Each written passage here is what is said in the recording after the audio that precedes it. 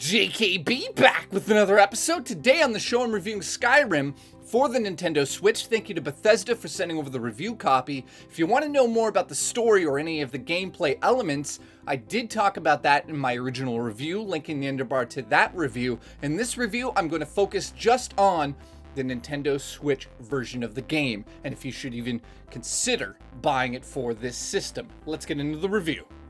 This is the 6th time Bethesda has ported Skyrim, and it isn't even the last time. Next up is for the PlayStation VR, which I've also requested for review. I can safely say Skyrim is one of my all-time favorite video games. When it was released, I felt like Bethesda had taken A Link to the Past and transformed it into a real world for adults. So when Bethesda announced Skyrim for the Nintendo Switch, I was beyond excited. The added bonus of seeing Legend of Zelda gear in this port is almost a dream come true. The other feature that Bethesda has been pushing is the motion controls, and I could say that yes, they do work, but the best way to play Skyrim on the Switch is with a pro control. A lot of people either love motion controls or kind of just deal with them, and in this port, I'm going to say that the motion controls are something that you could just kind of deal with if you feel like playing that way. With the Joy-Con controllers, you're able to aim just like you can in Breath of the Wild with the Joy-Con controller lifted up. So you pull it back, kind of pretend to use a bow and arrow, but I will say that it doesn't work as well as it does in Breath of the Wild. So you can aim your bow and arrow with the Joy-Con controllers, and it's so-so. I wouldn't say it's 1-to-1 ratio in terms of your movement. I would say that it works sufficiently enough to pass, but it isn't really something I'm going to utilize in the game. Next up for motion controls is the ability to swing your sword vertically or horizontally. And let's just be honest, in Skyrim, you go into a cave and you fight so many enemies in this game that you're not going to be sitting there swinging this goddamn thing around for hours at a time. I do get the idea of using it in the game, and that's kind of cool. And also for the lock picking, you know, turning it slightly here and there to get the sort of vibration into the controller to know when to do the lock picking is a really cool feature. But let's just say the motion controls fall a little flat for me. I will say though, if you've never played a Skyrim game and you're playing with the motion controls, it can be kind of a cool little experience, but it's not something that anybody will consider using if they're hardcore into RPGs or even hardcore into Skyrim. You're never going to use those motion controls, and especially never use them for swinging your sword around. So that's a bit of a disappointment, but I mean, what did we expect?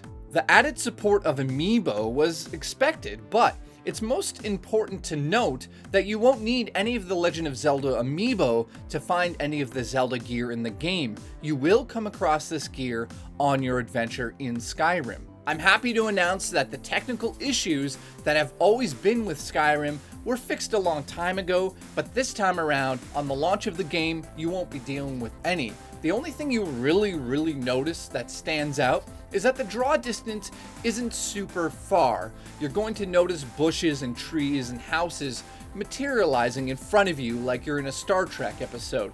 That's not really a disappointment, especially when I'm taking this thing on the go, walking around in Skyrim. It is spectacular. It's unbelievable to be able to go out there and see this world. The mountain line in the background, the distance that you can see is spectacular, but some of the things just seem to just appear.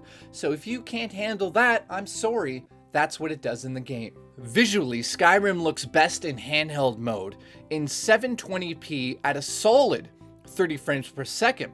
I didn't experience any frame rate issues, however, it does drop below 27 frames per second at times, and there was no screen tearing.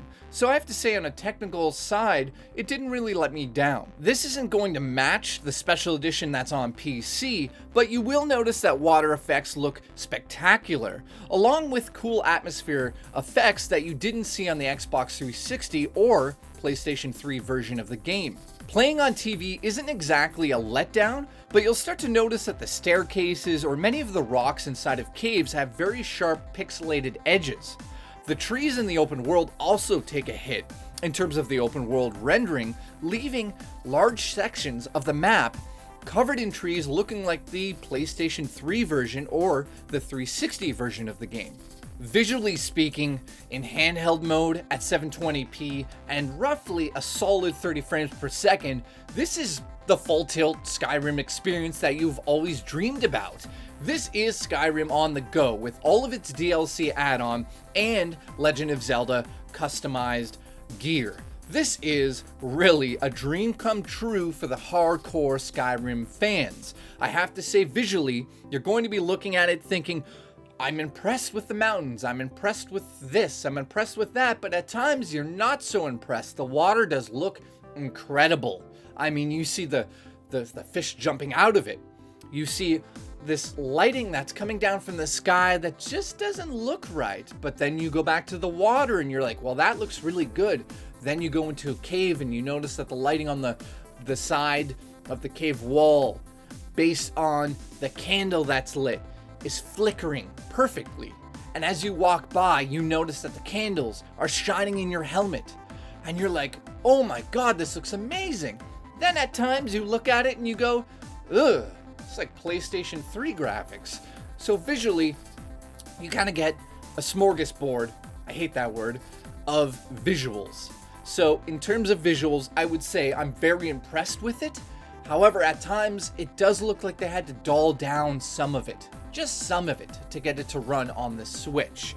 Not all of it, but some of it. So visually speaking, it looks really good. Let's get to the pros and cons of Skyrim on the Nintendo Switch. Let's start with the cons. The first con has to be the motion controls are not really as good as Breath of the Wild. Now, Nintendo obviously really wants to push this game, and I don't quite understand why Bethesda and Nintendo didn't come together to create perfect, and I mean one-to-one perfect motion controls. I also do feel swinging your sword with this right Joy-Con is gonna get old quickly. It definitely will get old quickly. However, on the good side of things, when you equip your magic spells, you can also use the Joy-Con controller to move your hands around and aim where you want to shoot the electricity or even the fire or whatever you want to do in the game with the magic spells. So that is a plus, but it's not like you need to be super precise with that stuff.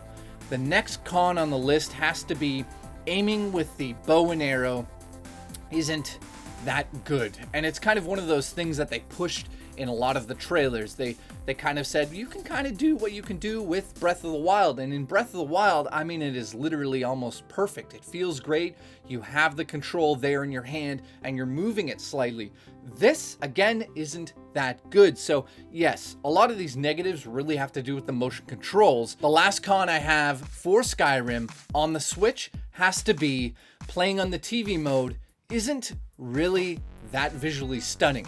You're going to get something that kind of lies just below the special edition. The water looks spectacular, some of the lighting looks spectacular, but a lot of the game and textures are really washed out and muddy. So visually speaking, when you're playing on handheld mode at 720p, it looks amazing. The frame rate is a constant 27 to 30 frames per second. However, when there's large battles on screen, you'll notice a very slight difference in the frame rate, but in terms of its performance, it is smooth as butter. And I'm very happy to say this is the reason why Switch is so popular. You can play a full-fledged game, yes, from literally 2011 on the go. So is that impressive? I don't know. That's a tough thing to say. But in terms of the pros, there's quite a few of them. You're getting a full Skyrim experience on the go, including all of the DLCs in the Game of the Year edition and all of those previous editions. They're going to come included with your version on the go. So that is very, very, very good. Now, the next one has to be, it looks amazing in handheld mode. Of course, you're going to notice that some of the trees, some of the bushes don't look as vibrant as they would on PlayStation 4 or Xbox One, or even Xbox One X now. They look okay. And in saying that, if you're going to be worried about the trees or the bushes, but not really focus on how amazing the gameplay is in this, then maybe the game isn't for you. Another pro for the game Skyrim does use Amiibo. Now, I'll point out that the Legend of Zelda Amiibo will introduce you to the customized Zelda gear in the game. So if you have those Amiibos, you simply tap it onto the right Joy-Con. And I gotta point out though, it is really tricky to get it working the first time around. What you had to do is go into the menu and equip it. It's a magical spell power, but once you had it equipped, you hit the R button double on the ground, facing the ground, to be able to use your Amiibo. And that wasn't really made known to me, and I was like, Amiibo's just not working for the first hour, unless I'm an idiot, but that's what happened to me in the game. Lastly, the frame rate is solid in this game. Yes, it dips below 30 frames per second, but that isn't the end of the world. It is running, and it is looking spectacularly. The next pro is the frame rate. I thought for sure it would take a hit. I just reviewed Doom, and yes, the frame rate with the dynamic scaling mixed in there, I don't know if I like dealing with that in my games, but this doesn't have that issue. You'll never run into a section where it drops below 20 frames per second like previous games that have come out for the Switch. You'll be dealing with it at least at 25 frames, 30 frames per second. I don't think it ever drops below that. So I'm very happy with the frame rate. You will notice it go down just slightly here and there. In closing, it's hard for me to give this a score. I mean, in terms of it being a version for a different system, I don't know. How do you do that? I'm going to say like an 8 out of 10, I guess. I mean, based on the controls, the motion controls, they're trying to push you to use those. They're not so good. The Amiibo support is cool. You don't really have to have the Amiibo, so that's a plus. It does look amazing on the go. And on the TV mode, it's hard to review these things because it's really going to come down to the question that a lot of people want to ask me and have answered here. If you've never played Skyrim, do you play it on the Switch? Well, I mean, I would suggest if you have a PC, go out there and play it on top-of-the-line PCs. That's where you're going to experience the most visually stunning version of the game. However, if you want to play this on the go, this is a must-own for the Nintendo Switch if you've never played Skyrim. The other question is, if I'm a hardcore fan of Skyrim, do I go out there and just get this because it's portable? Here it is. This is what it comes down to, and not to go on a side rant here, but I like to talk to you guys like friends, and that's what I'm going to do right now. And I'm going to bring up GoldenEye for the Nintendo 64. How many times have I turned that system on just to be able to go into the game and fool around in a couple of the levels? That is something that brings me right back to the days when I experienced GoldenEye for the first time with my friends on the couch. And when I play Skyrim on the go, I'm getting those vibes. I'm getting that sensation of being, 6 years younger, but also being blown away with the open world, blown away with the amount of customization. And it's just the feeling that you're going to get again. Is it worth that $60, $70 Canadian? That's a tough question. It's going to come down to your nostalgia.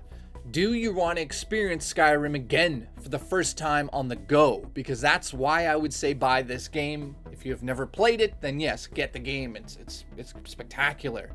But in closing here, nostalgia versus price. Do you have 5 copies of this game already? Do you have it on PC, Sony, Xbox? Do you need it on a Nintendo system?